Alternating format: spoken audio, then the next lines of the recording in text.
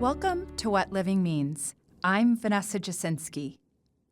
The 4th of July is right around the corner, and that means people across the country are firing up backyard grills to celebrate with family and friends.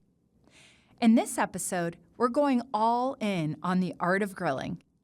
Maybe this year you want to branch out beyond hamburgers and hot dogs, or maybe you hope to make it through the holiday with your eyebrows intact. Our special guest, Clayton Cook of LeRoy and Lewis Barbecue and Mama Fried in Austin, Texas, shares how you can elevate your grill game and keep your guests clamoring for more. And later, we'll hear from Yes's Director of Risk, Brian Von Helmut, on some grill safety tips to pull off your cookout without incident.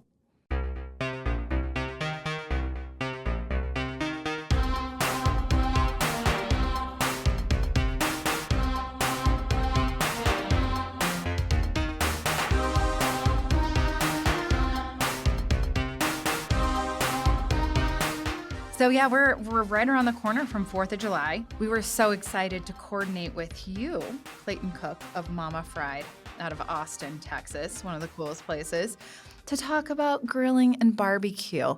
Tell us a little bit about where did you get your start in the barbecue world? I would say credit first to my father. He's a commercial real estate appraiser, so he takes jobs all over the state, self-employed. And so most of my childhood in the summer was spent riding in a car with him while he was going to look at some property, but he would bribe me with barbecue. And so I was this little barbecue nerd as a kid and knew every barbecue town and every nook and cranny of small town Texas.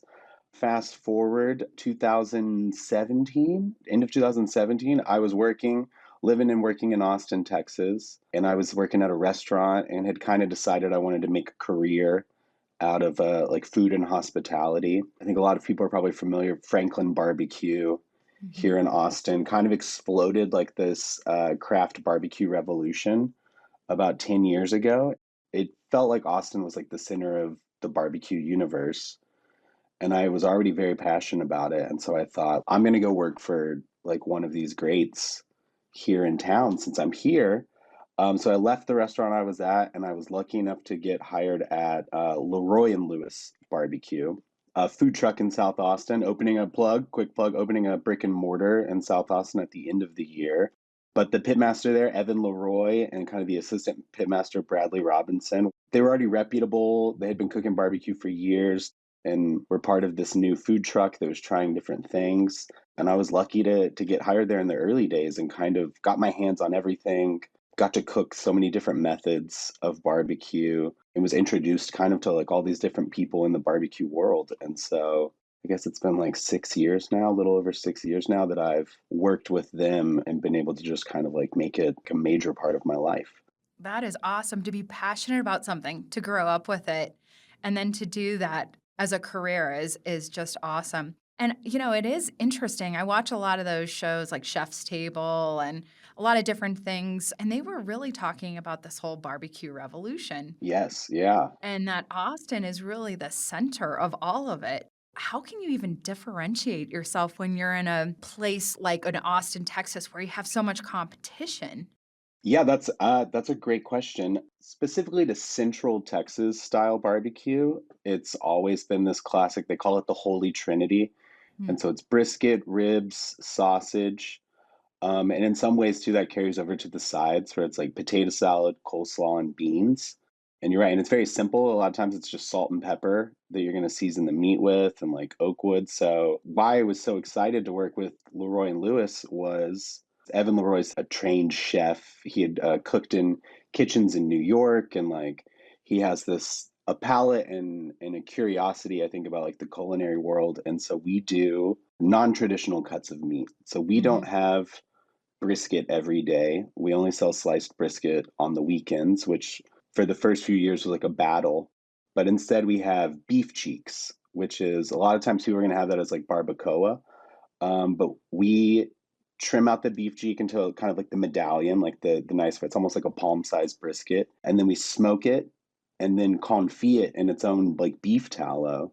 until it's tender, and then we'll pull it out of that confit, and then we slice it like a brisket burnt end almost, but it's like you have this little palm size burnt end in its entirety. Hmm. So that was something we did early on too. Another thing, we, instead of putting pickles and onions on a sandwich, we make a house-made kimchi. Oh, wow. So like that Korean spicy pickled cabbage. You really need that acid from like the pickle to balance out the fat of the meat. But we needed to be different, to set ourselves apart. And it was something that, again, I think came from Evan being in New York and just eating different foods and stuff. And I was like, well, I love kimchi. So and it's fermented. It's great for helping digest too. Hmm. So let's throw that on there. That sounds amazing. And again, it is 1 o'clock in Denver, and I haven't really eaten lunch. So I'm like Yes. starving while you're talking about all these amazing things that you guys do. So tell me about Mama Fried, the concept, the truck. How did it all get started? The pandemic, yeah, pandemic shut down. We stayed open kind of as like a drive-through operation, but we weren't doing events anymore. We weren't doing catering. We would do these little pop-ups and just try and like keep it fun. We'd done like a burger pop-up, burgers with a slaw, but made out of like classic burger toppings and fries and fried apple pies. And we had like terrible weather that day, and no one came out, and we had all these leftover fries. We were joking about what we were going to do with them, and I was like, we have all this let's throw barbecue on some fries. A friend was doing like a little pop-up at this new bar, and we were like, man, this is the spot to sell barbecue loaded fries and whatever else we had talked about. And we had a friend there that was like, don't you want to sell barbecue here? And we were like, well, kind of. And he was like, I know the owner, let's make this happen. Myself, and then with the LeRoys and the Lewises, partnered together, and it happened so fast. It was maybe like a 2 months time or something. Wow. We had found a food truck, bought it, got a logo designed, wrote a menu. We were like, we're gonna put different barbecue items on these fries, and since then kind of have expanded to. We started doing smoked and fried wings really for football season, and then now it's reached the point where I joke we're a fry truck with a wing problem, because I think we might sell more smoked wings than we sell of anything else. 4th of July is coming up, but I love barbecue. I think you Hmm. could eat it year round. It's not just 4th of July. We cook on the barbecue year round, even in the winter. I think it's just easy, it's healthy. Hmm. But what are you grilling up for the 4th of July? This year I'm changing. It's a little different. Maybe not as like straight Americana. I'm skipping the Mhm. burgers and the hot dogs on the grill. I'm making fajitas, Ooh. beef and some chicken fajitas. Mhm. Gonna marinate them overnight. We'll get a pot of beans going too, little beans, some Mexican rice. Fajita meat, I guess it's gotten more popular. It's not as relatively cheap, but you get some chicken thighs, some Mhm. flank steak or skirt steak. Here's the trick, y'all, too. I've learned it's pineapple juice is the Pineapple secret. juice. Pineapple juice is the secret ingredient. You need some onion, cilantro, like some heat in Yeah. there. But that there's like a sweetness, but the acid helps break it down quick and easy. Yeah. What is a good starting place for beginners to barbecue? Because there's Sure. a lot of different types, a lot of different ways. What's the easiest? If you have a grill and you have some chicken, let's just say like those two ingredients, how do you make that chicken awesome? You need to season your meat ahead of time. You get some chicken breast or something. It's kind of chalky and dry. This Mhm. happens a lot with turkey too. This is where everyone, I think, messes up their turkey. If you can marinate your chicken overnight, if you have that time, that's great. If not, you can even do just like or brine your chicken as they would. Get it in like a salty water solution. There's plenty, if you go online, there's plenty of Mhm. recipes or like ratios of that. But even if you're pressed for time, while you're doing your prep, dry brine your chicken. Get some salt on that, skin side up. If you can put it in your refrigerator on a tray, maybe just covered with a little plastic wrap. But that salt will start to absorb into the meat. It's going to help spread flavor through the meat. Any kind of brine or marinade ahead of time, even if it's anywhere from 30 minutes to 7 hours to 12 hours, will take the chicken to the next level. And then if you're just cooking it on a grill, get some good color on it, get your nice sear, and then get a meat thermometer. Go on Okay. Amazon, get it. I think the cheapest one's like a Javelin meat thermometer. I think you get one for like $30. That's where you're not playing guessing games. The worst thing that can happen is that you've cooked everything, you've made everything, and you go cut into that piece of meat and it's raw, like right in the middle. Oh, yeah. And Yeah. and now you have to throw it back on or like figure something Yeah. out. Even the cockiest pit master who thinks he knows his stuff will use a little meat probe and check stuff just to Yeah. make sure, especially if you're cooking with chicken.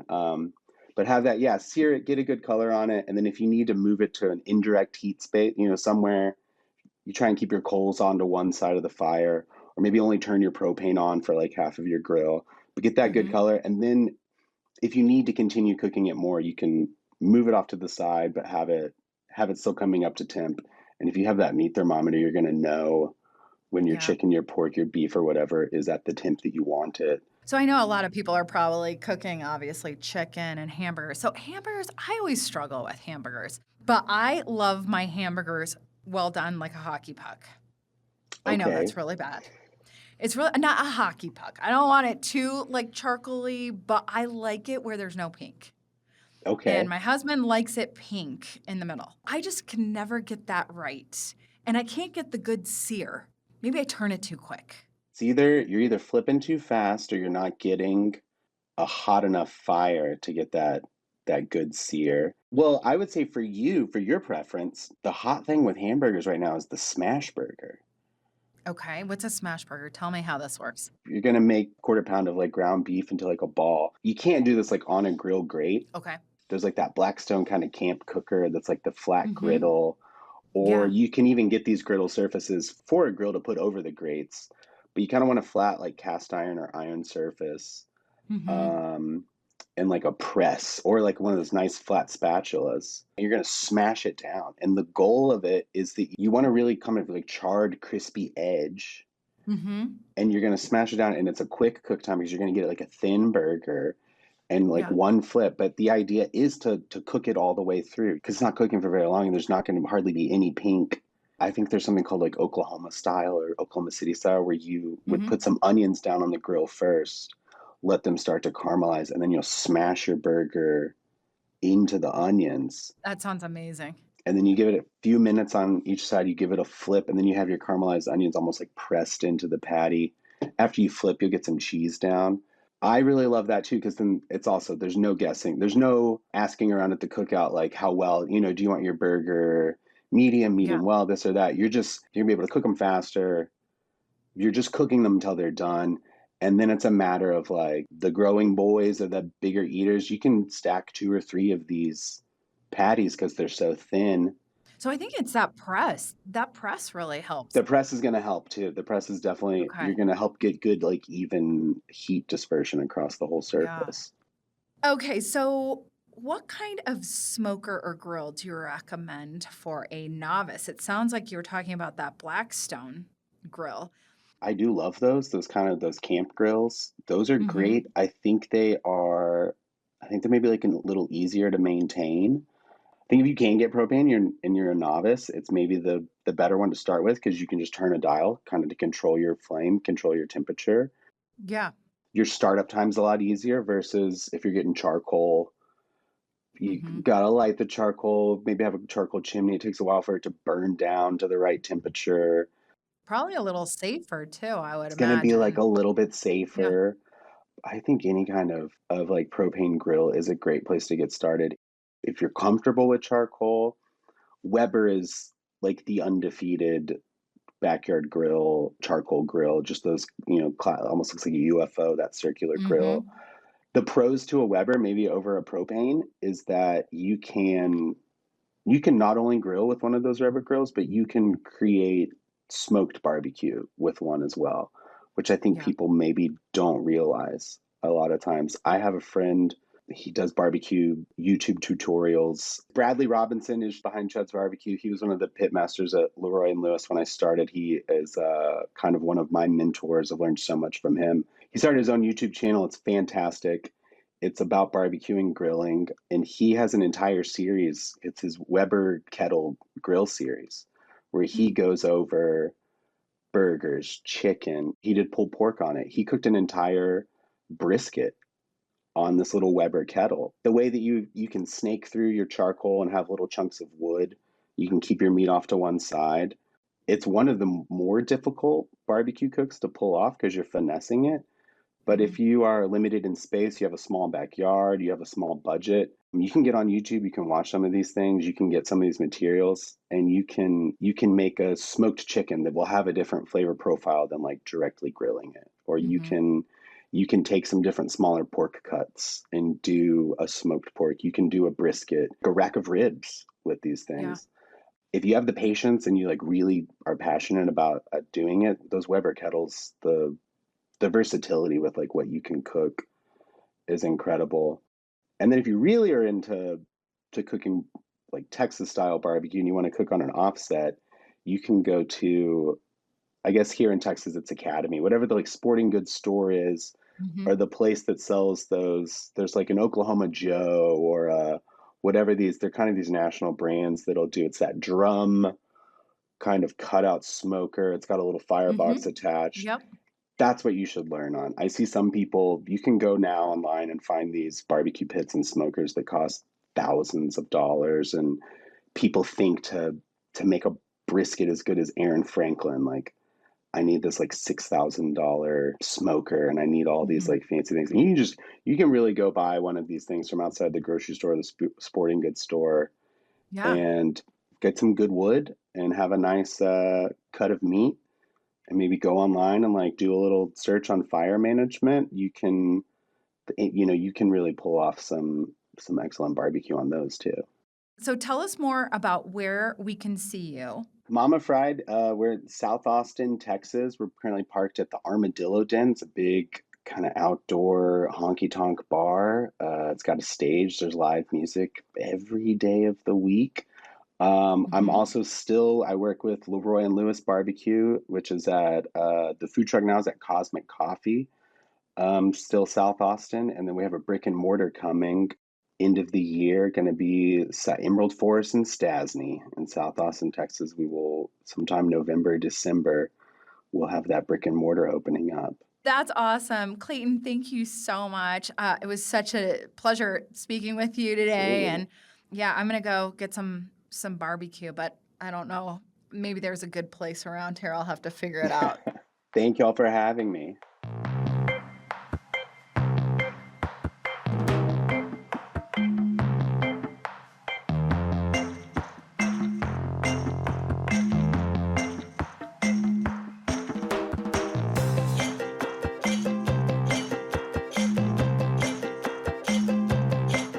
Thanks, Brian, for joining us today. I have been so fortunate to work with you the last couple of years, and I think you've brought so much tremendous value to Yes communities. Tell us more about why this is so important, girl safety at Yes. Yeah, and I like the fact that we're bringing it up now because it's obviously coming up towards summer season for grilling. But remember, we are across the country. And so when I do my Insurance One through all of our portfolio, grilling is actually part of that Insurance 101. So it doesn't matter if I'm teaching it during December, October, March, or in July. It applies all year round because people, believe it or not, will grill all year long. Right. And I so can one of see the that. first things that, and it should be very open and obvious that you wouldn't have to say this, but don't grill inside. Right. And you should always have a fire extinguisher next to your really any open fire space, whether it's an outdoor fireplace, whether it's just a fire pit, or if you're actually using a grill. A lot of times, we really find is we get claims that come in all the time, all year round. And most of the time, people use their grills where they store them.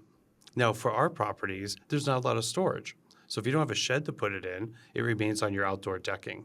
And the decking is wood. And you know Mhm. what wood is if you don't treat it and maintain it and take care of it. It's brittle, it's flammable. And what do? They're grilling literally right where they store it near their front door or back door on the decking. And if it's a charcoal grill, one of the things that's a safety item is before you use it, make sure you don't have holes, that it hasn't burnt out holes underneath the grill, Got it. right? Because if you're using charcoal, that charcoal is going to fall through those holes right onto your wood deck. Think of it like a four-step process. You're going to go out, you're going to use your grill. You haven't used it in 6 months or a Mhm. year. Make sure it's cleaned. Make sure there are no holes on the bottom before you refill it with charcoal. And then once you do, make sure that the top actually is got a hinge that is oiled. Use a little bit of W40 on the hinge, because if it doesn't and it's rusted, or if it's too hot and you touch and you force it, it may break. And when it breaks, it falls off the back, it pushes the front, and it literally will push over the grill. And then what does that do? It puts your hot coals right on the wood decking. And there you go. There's your fire again. What are some of the grill safety tips that folks might not know? So besides storage, clean your grill after every use, because then you don't get the buildup. Make sure you're using it and cleaning it after every use, so you don't have the fat buildup, right? Because that's the creosote is what has the fuel basically still in it. Over successive uses, it becomes that much more risky.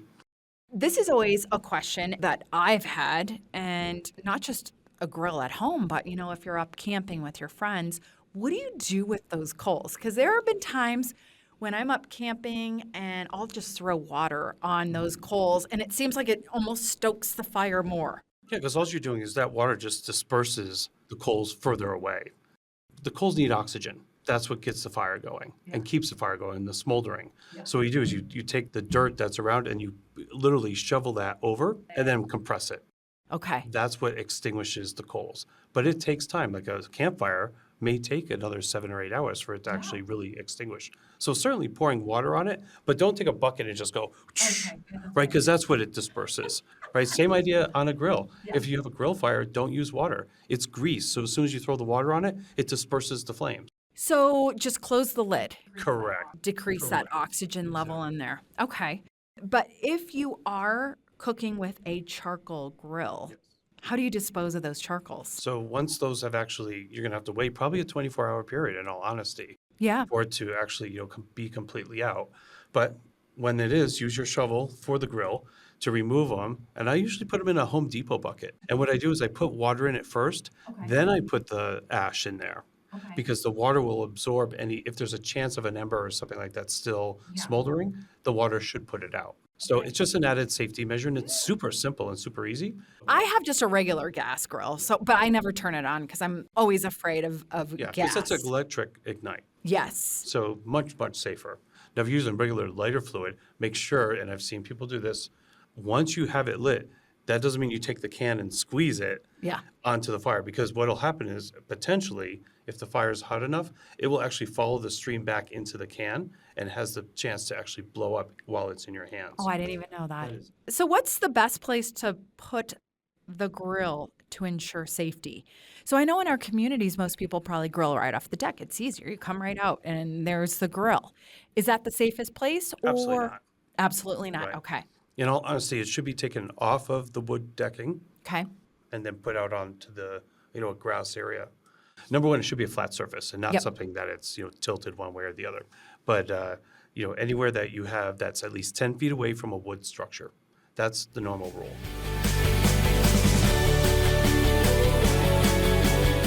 Thank you for listening to What Living Means. If you've enjoyed our show, please share it with a friend. I'm Vanessa Jasinski, and I'll see you next time.